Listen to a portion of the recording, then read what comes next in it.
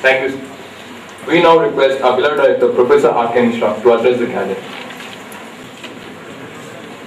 Respected Appaji, esteemed invitee, Professor Mathur, Professor Karthik, Professor Anjiraju and friends.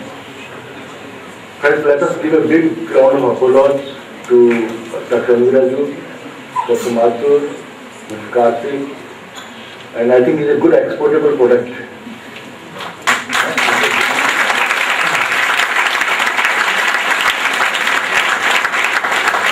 It's a great day for the Institute. One or two things that I can break the news. I hope you have seen today's business standard, how beautifully IP has been covered, whole page has been covered. I have received about 2,000 calls from all over the country and about a couple of thousand messages talking about IP. And that speaks what IP has done, what IP is doing, and what more IP can do. Second good thing is that I talked to the Secretary to the Prime Minister, he himself called, and the Secretary to the Prime Minister has confirmed his visit to the Institute sometime in the month of November. I can't give the date for the security considerations.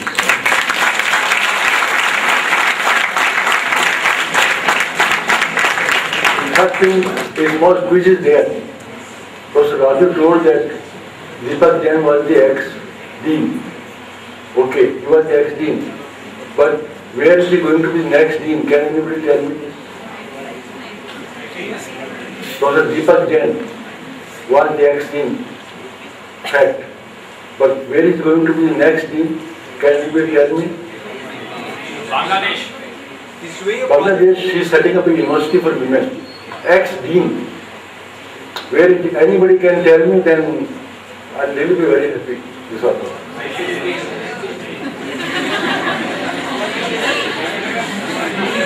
No, just be very happy if he comes here as dean. He is going to be next dean at INSEAD. How many of you have been to France, Paris? Anybody has been? If you go to Paris, 85 kilometers away from Paris is a very beautiful place known as Fontainebleau, not Fountain. I have been there, Fontainebleau is a very beautiful place. INSEAD is one of the very eminent institutes like IP. And he is going to take over as the dean there. But that apart, let us come back to this our export thing. One is that, up to 1850, India's share in international business was 50%. Today, for the last couple of years, it came down 50% to 0.5 to 0.75%. Now we have slightly improved. We have been, I think, around 1.5, stagnating around 1.5. When you talk of GDP, it's less than 15%. You take, I think you mentioned Singapore. 60% of Singapore's GDP comes from international business.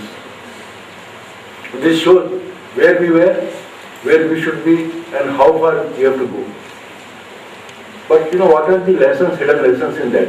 One is we are not aggressive. I feel very unhappy when I see China Bazaar. I came here 30 years back, I didn't see any China Bazaar in Hyderabad. I don't feel happy about it. Every colony now there is China Bazaar. What does it mean? What does it show? Okay, you exceed your markets, but also in new markets. Darjeeling tea, then anything else. But you can do export only when you do, I think, collective kind of work that we have done today. And you have seen the first Olympic medal, which might be the bronze medal which India got, except in hockey in 1928 later, was in individual event. And that I think is getting repeated again and again. That shows that we are very good as individuals, but when it comes to teamwork, we don't do. If you do teamwork, you can understand now India can be anywhere, we can be anywhere, we can be anything in the world. But if you want to improve your export performance, what can you do now? One thing maybe I think you go through different kind of treaties are coming, different kind of between India and Singapore now India, and we want to have the European Union itself. Whether we should go to that SAFTA, NAFTA and other kind of things, that I think we have to consider number one. Number two is quality, I think very important thing. Number of times our consignments go and they come back. Because we show something and do something. I asked someone, why don't you trade with India, with an European? And he told that we don't do any trade with Indians. Why? And the thing, what he told was that they show something and they send something. Now, I think we'll depart from that tradition and we'll become really good Indians and we'll establish our credibility there.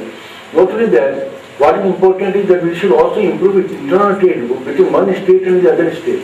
Unfortunately, that is not happening. Our border trade is not improving. We can do a lot of trade with Pakistan, Bangladesh, Afghanistan, even on this other side, if you go to northeast, with we can do a lot of trade with many other countries around Burma. But you are seeing that Chinese are succeeding there. Chinese have been able to do, you will see oil and gas industry. Now Burma is doing greater trade with China as compared to India. Now this is a very interesting thing to done. We can increase, I think, our trade with Malaysia. So much we can do with Asian countries. Within, I think, when we talk of that, within, let us talk between our SAARC region. And within country itself, we understand that we take the case of food grain state. Very interesting. Before liberalization came, we took up a study for the Ministry of Food and Agriculture and found there are 75 standing orders on movement of trade. Even I could not take rice from here to, let's say, Tamil border.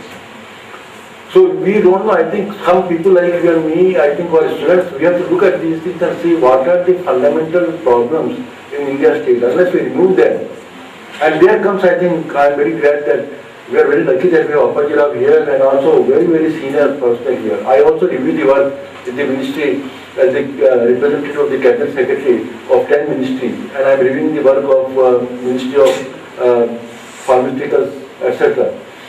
And I find interesting two things. I was talking with you. There are certain medicines which are sold, I'll say about 3,000 times higher the price. Now that you can see now, you know, think how, why trade doesn't increase. There is a great difference between production cost and MRP. Very big issue. And you see production cost is 1 or 2 rupees and they are being sold at 30 rupees to 40 rupees within our own country. And if you see the shop set up by the Ayush department, let us say around Banjara Hills or somewhere, they are selling that for 2 rupees. When you go to a private sector thing and private sector companies, same thing they are selling at 30-35 rupees.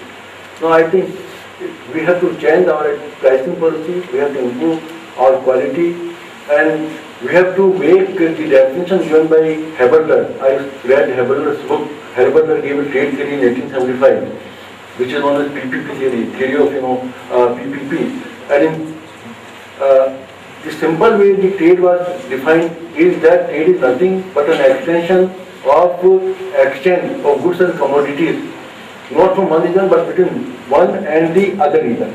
Now that one and the other region can be, let's say, our AP, Madhya Pradesh, it can be India, Burma, it can be India and China.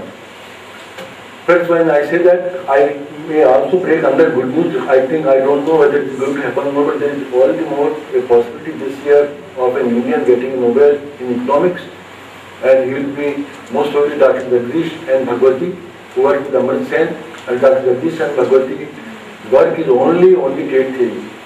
He is the person who has done maximum work in India and abroad on the trade theory, and he has published prolifically in that area. Thank you very much.